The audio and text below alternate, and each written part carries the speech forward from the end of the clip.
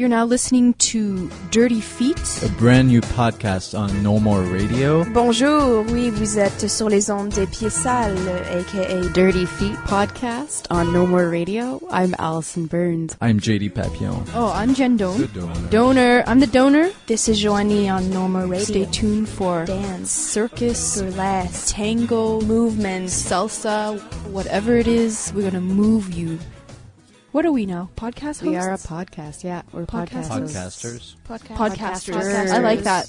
Podcaster. Cool. For dance. How about that?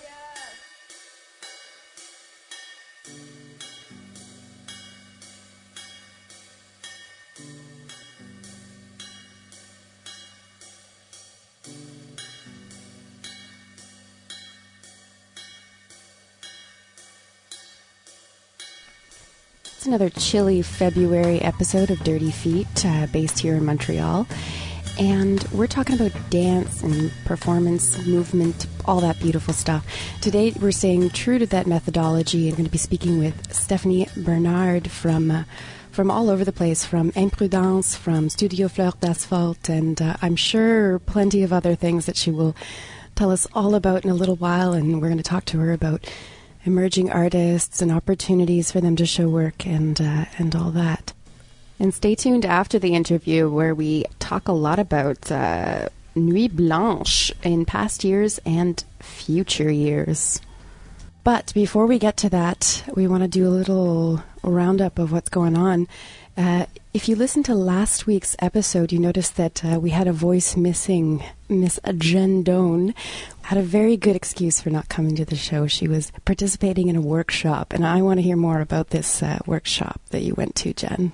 Yeah, I took a week-long workshop at Studio 303. The workshop was called Solo Making with an amazing artist, Julie Tolentino. She was like really super generous teacher, was giving us so many different things. I thoroughly enjoyed it, and for myself personally, I needed it so bad. So after I left, I was like, all right, I feel inspired. I can go into the studio and feel like I have more tools and things to pull out from the bag, and just like, you know, a way to enter into the creative process again. So I'll talk a little bit about what she did. The first day, you know, was a bit slower, and something that I really enjoyed about the workshop was she was really incorporating working on the body and as well as working on creative process stuff. So one thing that Julie has background in and trained a lot in when she was back in New York was something called Klein technique. And Klein technique, I guess in the simple explanation from what I know of it, is a lot of it has to do with bones, like getting into our bones, moving from our skeletal system so that our movement is more efficient, and just releasing more like extraneous effort, which is something that I found was so good for me because I'm a very like muscular kind of mover. So getting into this work, which is really challenging sometimes because it's like learning to let go of extraneous effort and getting into that deep place where you're really moving from, you know, like your thighs and not like overusing your hip flexors and things like that. So very like simple exercises that she would lead, and she did that like every single day for the 5 days. And it was an amazing introduction. I totally fell in love with it, and one of my goals now is to be able to go to New York and study Klein technique to get into this. And I find it's very grounding. Like, it's very grounding. You just feel like really, I don't know, grounded when you get into your thigh bones and you get into your heel bones and all of that stuff. So we did a lot of that, and a lot of the workshop was really like a bag of different kinds of tasks and assignments and exercises and improvisations that Julie would give to us. And it was really a small group, actually. There was only 3 of us.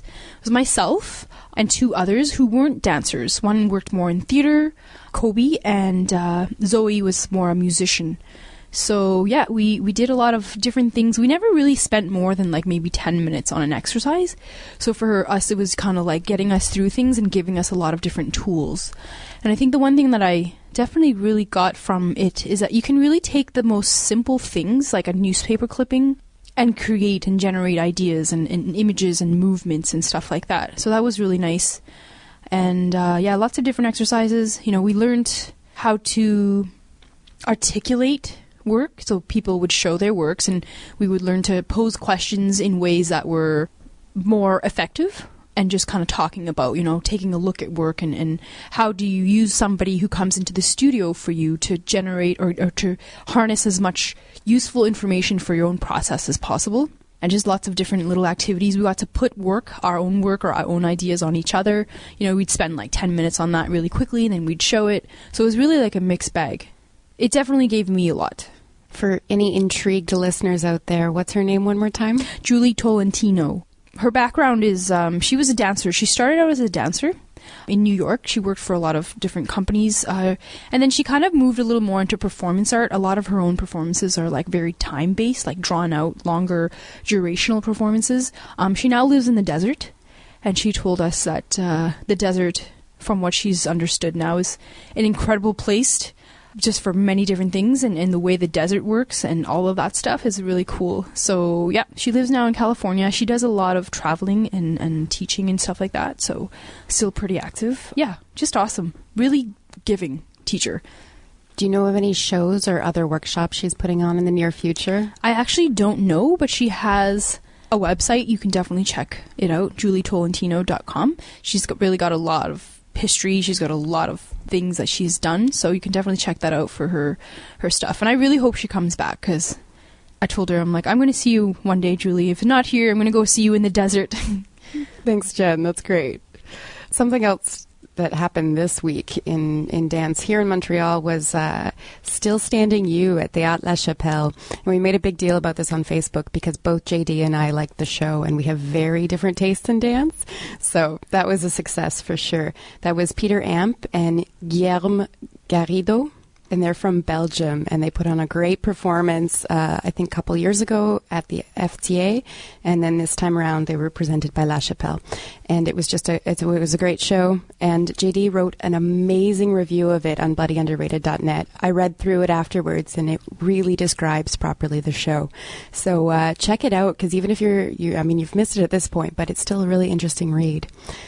And speaking of Facebook, we just launched a little Dirty Feet contest on Facebook. So you got to check out our page, Dirty Feet Podcast, on Facebook. And what we're doing is we're giving away a ticket to a dance show. Yay! It's our first giveaway, and hopefully not the last. And we're pretty stoked about it. We hope you guys are.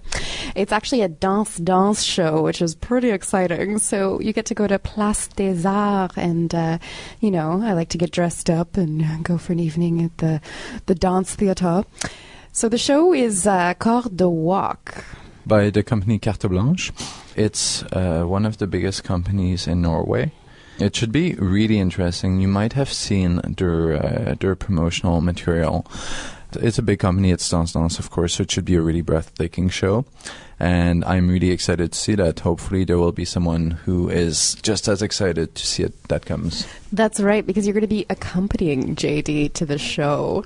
And you might recognize the name of the show because we played some tracks from the piece last episode, and it's really interesting stuff. And I'm sure the dance is right up there with it. So it's pretty easy to win a ticket to Corps de Walk if you answer one simple question for us. Please respond on Facebook and let us know what was your favorite Dirty Feet episode and why.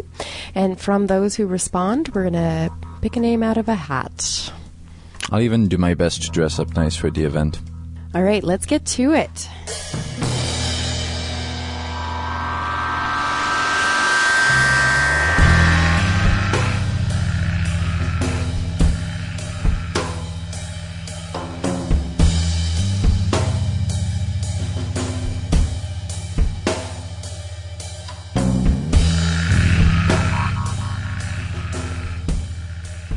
Alors aujourd'hui avec nous est Stéphanie Bernard, qui est une enseignante au studio Fleur d'asphalte, situé à la Plaza Saint-Hubert.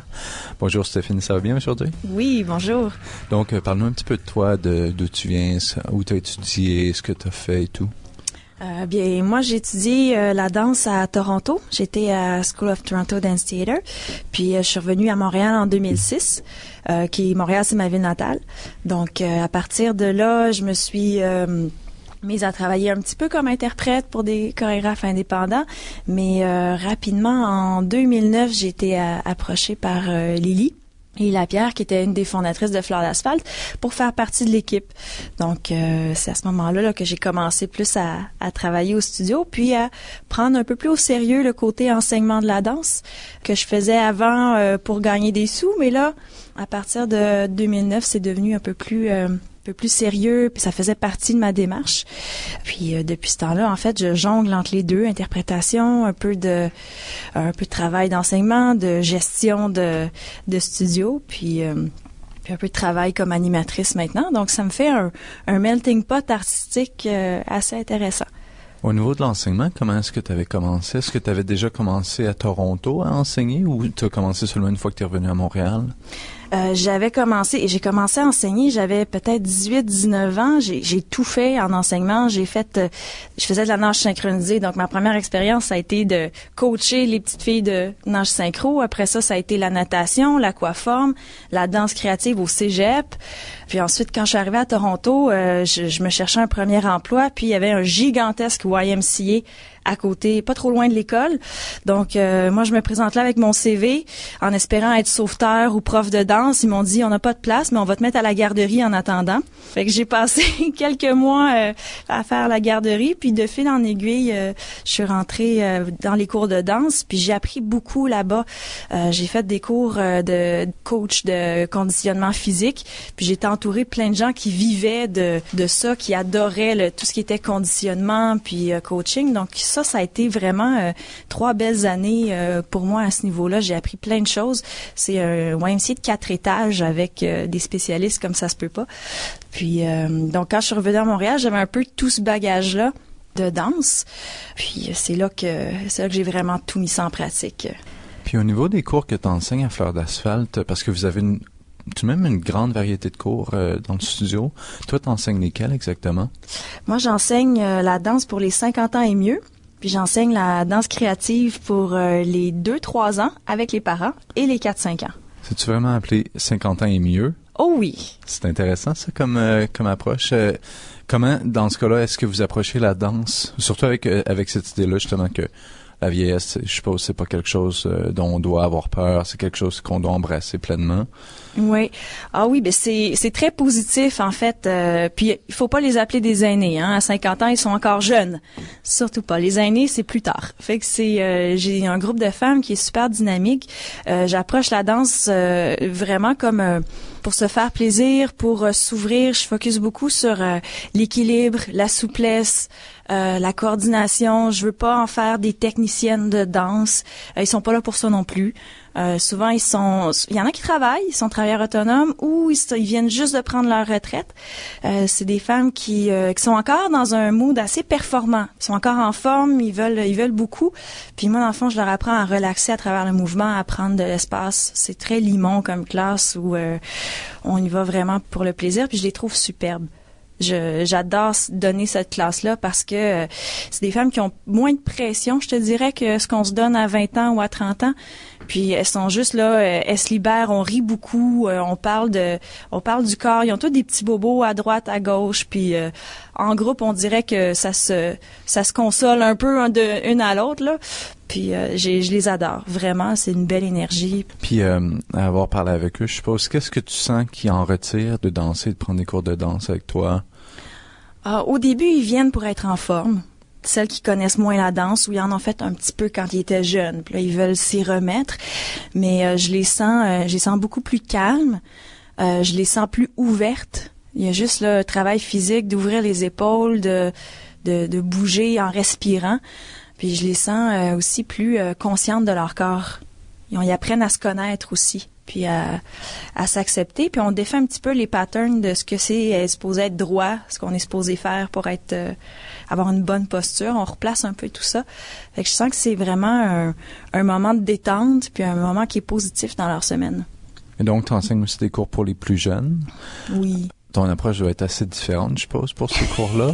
Ou est-ce qu'au contraire, ils cherchent pas mal la même chose? Ils sont aussi fous, hein? À 2 ans puis à 50 ans, ils commencent à se ressembler. Je trouve que... c'est quasiment cyclique, là? Ah oui, c'est au niveau de la capacité à jouer.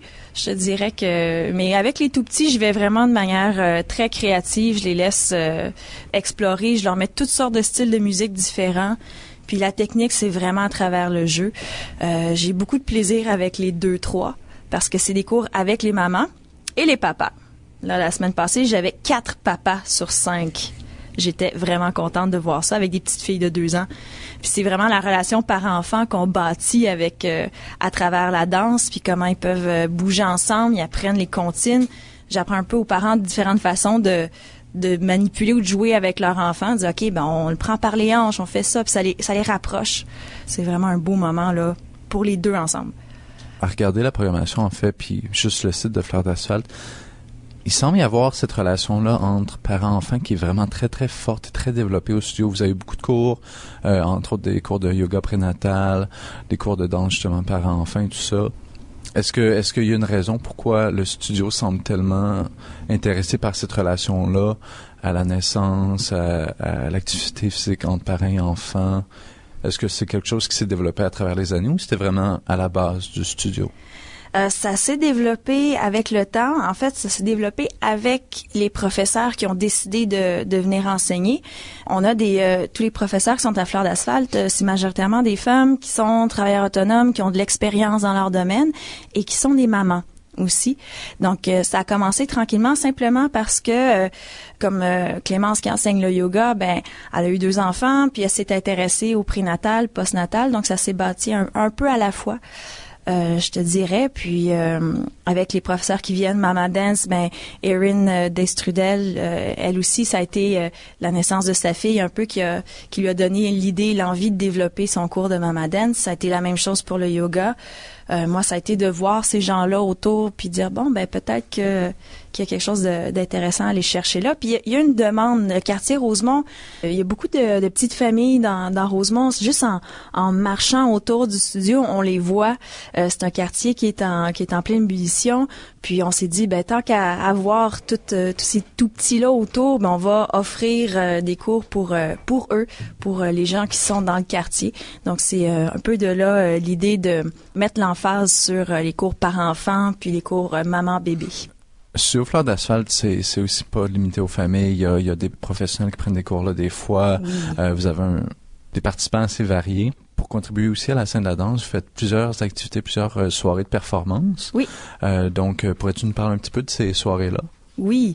Alors, on a toujours eu ce volet-là pour les artistes émergents. On présente, depuis que Fleur d'Asphalte existe, les performances de la Mi-Lune, qui ont eu lieu 3 ou 4 fois par année. Donc, c'est des soirées où on invite des artistes, c'est surtout de la danse, mais on a eu de la performance, on a eu de la musique, on a eu des performances un peu plus théâtrales. Et puis, on les invite à présenter des petites chorégraphies, là, ou des petits extraits d'une dizaine de minutes. Souvent, c'est des work in progress, des choses qui sont à l'essai, qui font pour la première fois. C'est assez convivial comme soirée. On en présente 4, 5, 6. Et puis, on a toujours une partie d'échange à la fin qui est super précieuse pour nous, où le public peut poser des questions, dire des commentaires. On donne la chance aux artistes d'expliquer un peu leur processus, d'où ça vient, qui ils sont. Puis, ça nourrit leur création, ça nourrit leur processus avec ça. Puis cet été, ben on va faire une résidence comme on fait depuis, ça va être notre 3e été. Donc, on offre des heures de studio à quelques artistes qui vont présenter à la fin de l'été pour la résidence. Donc, pour nous, c'est une manière de contribuer à la scène artistique locale, surtout en danse, parce que, ben, Fleur d'Asphalte, on est beaucoup des danseurs qui roulent le studio. Donc, encourager le milieu, pour nous, c'est important. Et il y a également les soirées improvisoires qui ont lieu à Fleur d'Asphalte. Oui, c'est une initiative que j'ai prise avec Harmonie Fortin-Léveillé il y a à peu près 1 an de ça. On a décidé de faire des soirées d'improvisation de groupe pour les danseurs contemporains. On a été inspiré par le stage AHA avec Andrew Harwood. On avait beaucoup aimé notre expérience de situation d'improvisation longue devant public. On s'est dit, une fois par année, c'est pas assez. On veut se pratiquer à faire cette discipline-là plus souvent. Donc, à peu près 1 fois par mois, on se réunit à Fleur d'Asphalte en groupe. C'est assez ouvert. On a une 20aine de danseurs qui sont intéressés, mais d'habitude, on est 5 ou 6. On invite des musiciens aussi. On est toujours à la recherche de musiciens, en passant, pour les soirées improvisoires. On se met ensemble, on fait une improvisation d'une 30aine de minutes. avec le moins de thèmes possible, le moins de paramètres possible. On essaie vraiment de se fier à notre instinct d'improvisateur, notre instinct d'une capacité d'analyser qu'est-ce qui se passe dans l'espace, de qu'est-ce que je peux amener. Donc, on est vraiment très intuitif là-dessus. Puis, on fait cette improvisation une fois. Ensuite, on invite des gens à venir nous voir. Encore là, c'est assez convivial et on refait une autre improvisation d'une 30aine de minutes devant le public et on en parle après. Et je te dirais que depuis un an, ça roule de mieux en mieux. On découvre des belles choses ensemble. Notre façon de travailler s'est beaucoup améliorée. Puis c'est un projet que j'espère là, pouvoir amener plus loin, amener sur scène, le faire évoluer. Et ça, si jamais il y a des gens qui sont intéressés à devenir danseurs pour les soirées improvisoires, est-ce que vous avez encore de la place pour le monde qui voudrait embarquer ou est-ce que vous avez déjà pas mal votre bassin de danseurs? Il y a toujours de la place. Ça, vous pouvez aller voir sur Facebook. On a un groupe Soirées Improvisoires. Vous joignez le groupe, puis on affiche les dates, les heures de toutes les performances. Souvent, on va les mettre sur le site Internet de Fleur d'asphalte aussi. Donc, c'est un groupe qui roule. C'est sûr qu'on a un bassin de danseurs qui sont réguliers, mais c'est toujours agréable d'avoir des gens qui viennent de temps en temps. Ça change l'énergie. Mm-hmm. C'est des nouvelles propositions. Ça nourrit le processus. Donc, c'est toujours possible. Il faut avoir une base, par contre, en danse contemporaine solide là, pour être capable de se joindre au groupe. Là. Est-ce que vous avez des acteurs aussi ou c'est vraiment juste du monde de la danse? Ah, jusqu'à date, on n'a pas d'acteurs, mais je suis pas fermée à l'idée. Parce qu'avec les imprudences, il y a plusieurs acteurs qui se sont joints. Plusieurs. Il y a certains acteurs. Oui, c'est des gens qui ont un background de théâtre physique, Mm-hmm. beaucoup. Donc, ils ont été capables de joindre le groupe. Pour l'improvisoire aussi, ce serait ouvert, là, il n'y a pas de problème. Et est-ce qu'il faut avoir de l'expérience en contact improvisation aussi ou c'est juste en danse en général? Non, c'est pas obligatoire. Ça aide parce que on en fait. Mm-hmm. On fait beaucoup de travail de partenaire, de portée, mais c'est vraiment pas obligatoire. Les gens arrivent, nous disent ce dans quoi ils sont à l'aise, puis on essaie d'être respectueux des capacités de chacun. Là. Mm-hmm. Donc, il n'y a pas de problème de ce côté-là. Aussi, à Fleur d'asphalte, vous avez autre chose. Il y a la possibilité de louer des studios pour les jeunes créateurs. Oui. Donc, pourrais-tu nous parler un petit peu de ce service-là que vous offrez? Ça, c'est en continu, c'est possible de louer le studio à l'heure ou par bloc d'heure. C'est pour les membres du RQD et de l'UDA, c'est 10$ par heure. Donc on est un des plus bas, je dirais là à Montréal, c'est quand même très accessible. Vous allez sur notre site web, sur l'onglet horaire, vous allez voir les disponibilités, notre agenda Google est là. Donc vous regardez les trous. Vous nous contactez, puis si on est capable de vous le louer, on le fait à n'importe quelle heure. On a déjà fait des locations jusqu'à minuit le soir, il n'y a pas de problème. C'est important pour nous aussi de garder de l'espace accessible. On sait à quel point c'est précieux pour des chorégraphes, pour des danseurs, d'avoir accès à un espace qui est propre, qui est calme, où ils peuvent vraiment avoir l'espace qu'ils ont besoin pour créer puis se sentir à l'aise de le faire.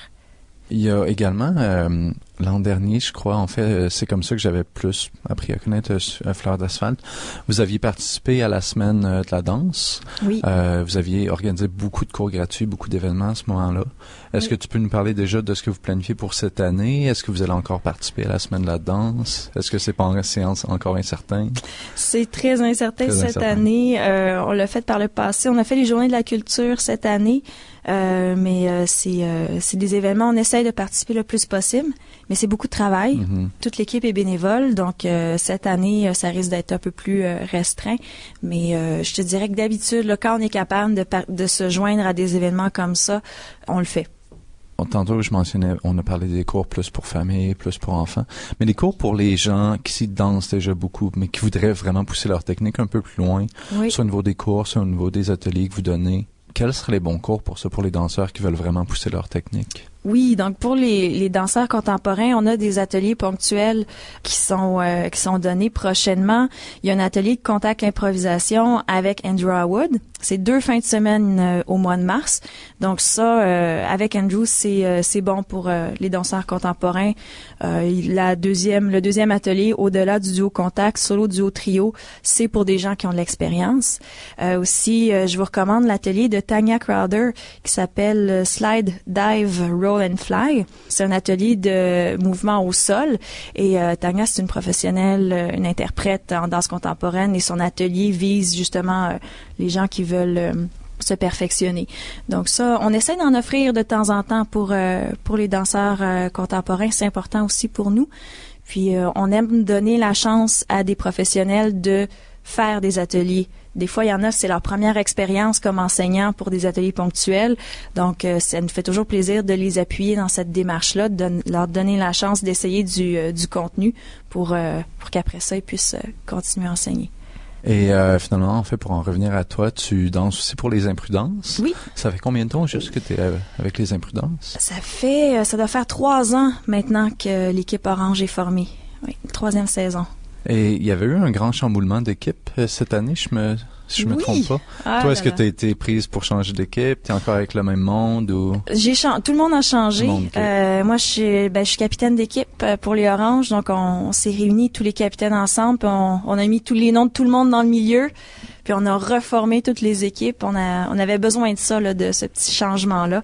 Donc, ça m'a fait découvrir des danseurs que je connaissais moins. Puis ça a été très positif, je crois, pour tout le monde, là, de brasser les cartes. Puis j'espère que pour les spectateurs aussi, de voir des nouvelles combinaisons, des danseurs ensemble qu'on n'avait pas vus avant. J'espère que ça a fait du bien aussi de ce côté-là. Les Imprudences ont une tradition aussi de participer à la Nuit Blanche. Oui. Est-ce que ça va être le cas encore cette année? Oh oui. Ah oui, parle-nous-en un peu. Oh oui, j'ai bien hâte. Samedi le 2 mars, à l'Agora de la danse. On était là l'année passée aussi. C'est vraiment une soirée électrique. Je vous dis, arrivez tôt, parce que ça se remplit. Il y avait une file jusqu'en bas de l'escalier et ça fait une ambiance incroyable. On a 4 matchs, un après l'autre. Les Oranges, on en fait 2. C'est vraiment des soirées très festives. Les danseurs donnent tout ce qu'ils ont. C'est les soirées les plus folles, je te dirais, par expérience là, pour les Imprudences. J'ai vraiment très hâte. Donc, très rapidement, si vous pouvez nous donner les coordonnées de Fleur d'asphalte, le site web où on peut vous trouver. Oui. Alors, pour nous joindre, vous pouvez nous appeler au 514-529-6635. Je vous invite à aller voir notre site web www.fleurdasphalte.com. Vous allez voir tous les stages, les ateliers, les disponibilités du studio. Puis, si vous avez un événement, vous avez besoin d'une résidence, les artistes, gênez-vous pas, contactez-nous. On est là pour ça. Merci beaucoup, Stéphanie. Merci de l'invitation.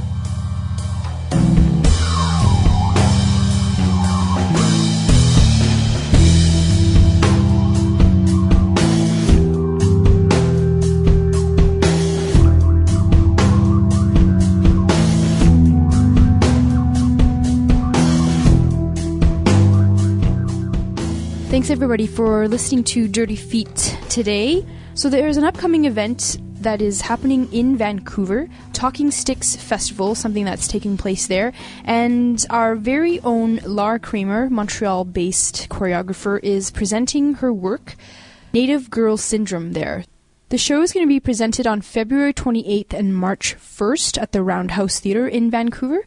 So Lara's work, Native Girl Syndrome, is inspired by her grandmother's experience of having migrated from the remote First Nations community into the urban mainstream culture as a young woman. So the piece takes a look at that. So if you guys are interested, you can check out the website, fullcircleperformance.ca or laracramer.ca to get information. So if you're in the BC area, I highly recommend checking out Lara Kramer's work. Highly intense, physical, and political. I want to put my 2 cents in there that we had her on Movement Museum a while ago, and she was working with this musician, Chris Dirksen, and she brought in some of her music, and it's absolutely incredible. Mm-hmm. I snagged it, and I continue to listen to it. Yeah, and Chris Dirksen's music is going to be used for this piece as well. Dancers Karina Irola and Patricia Irola are going to be dancing in this piece for Kramer. So that's what's up on the West Coast. Let's bring it back to Montreal. So soon in Montreal, it will be the yearly event called the Montréal Nuit Blanche. It will be on March 2nd, the night of March 2nd to March the 3rd. For people who don't know, Nuit Blanche is this, how can you call that? It's this mishmash. Celebration, a night-long celebration of all art. And it's a fun thing to do in the dead of winter. Basically, there are events spread out over many parts of the city, especially downtown, Old Montreal, the Plateau. It even goes up to the Mi-Lune for some of the activities. And Griffintown. Yeah, that's true. Old Actually, Port, Fonderie d'Arling everywhere. is going to be there. And you can look up the program online. Just look up Montréal Nuit Blanche. And you can also download a free app for your iPhones, for your Android phones, which has a whole programming of the event. And let's look at what's happening for dance, because every year there are quite a few dance events. Well, dance, either performances, free classes, meetings with artists, like dance artists. So this year, one of the things that first struck me as really interesting is going to be at the Place des Arts. It's called 10 fois passera. It's going to be from 11 p.m. to 2 a.m. And it's Au Vertigo, choreographer Jeanette Laurin's company, which will be presenting a series of solos accompanied by a guest musician. So basically, like her and her 9 dancers, her company dancers, are just going to be presenting solos that have been created by Jeanette Laurin. And that should be really interesting because Au Vertigo is a great company, and it will be an opportunity to see what they do for free. And if you align yourself with my dance tastes, which is more in the technical background, very pretty, very physical, then you're going to really enjoy this. I remember seeing Onde de Choc by Jeanette Laurin a few years ago, and it really blew me away. At this point, it was the first time I'd seen, it was kind of a raised platform that was mic'd that they danced on, and it was almost used like a drum. Very creative with these movement sequences that just wash over you, that are just so gorgeous and elegant, and I really appreciate her work. So that's somewhere I want to be on Nuit Blanche.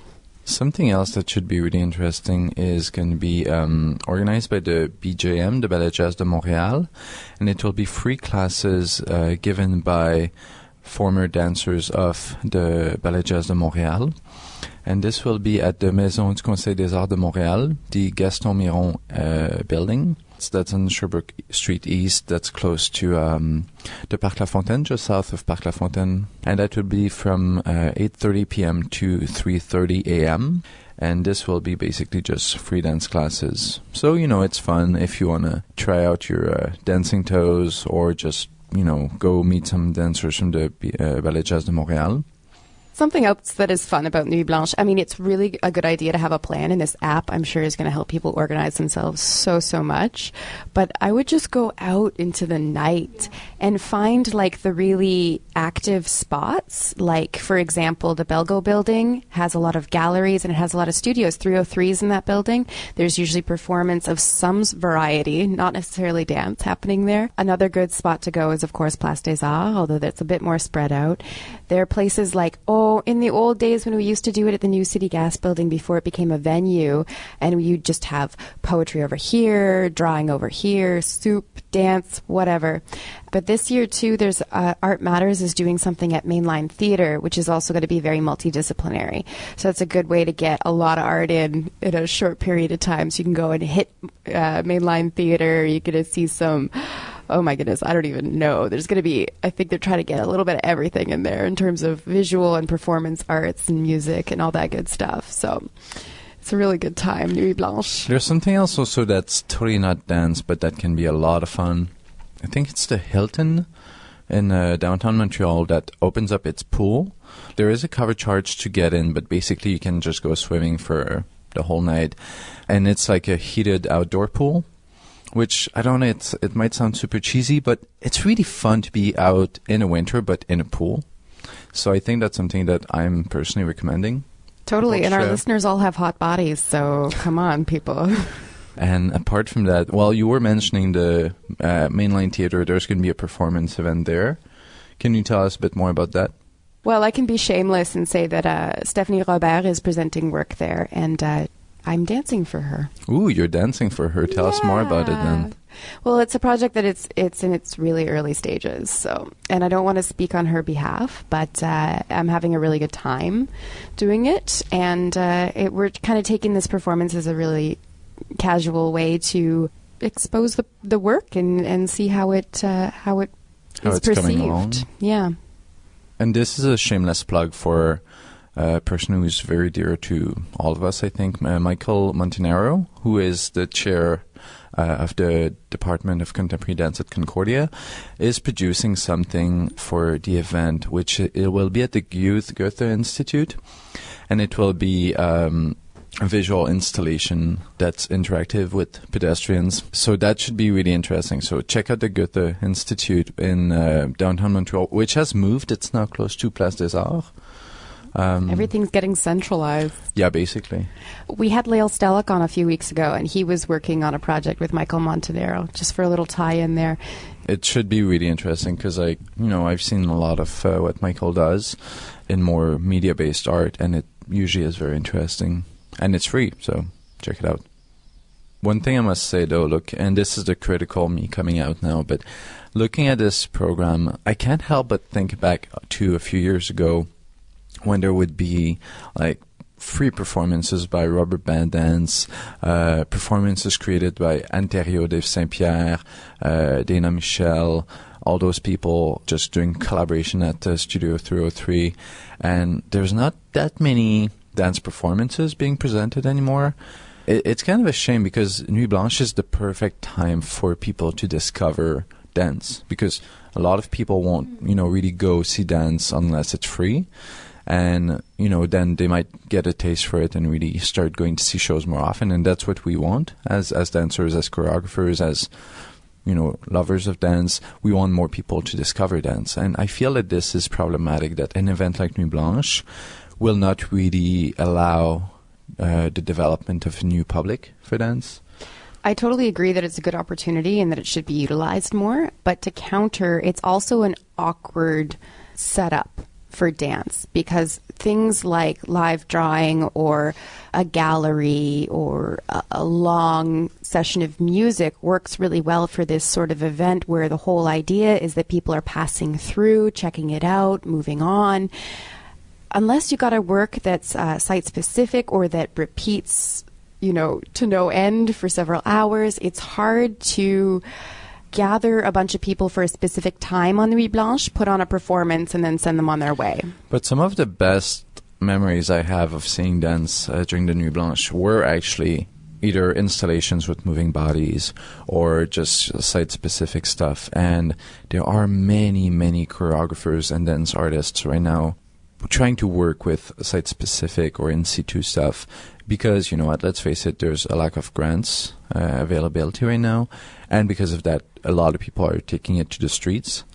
And Nuit Blanche would be the perfect opportunity to showcase what those people have to do. There's something like at Spickler Collective. We've had a few of their artists before. We've had Fred Wiper on the show. And, what they do is really interesting. They take up the space and they really try to make dance accessible to people. I don't know how exactly it works for Nuit Blanche. I don't know if people have to propose projects, if it's a call for projects or what.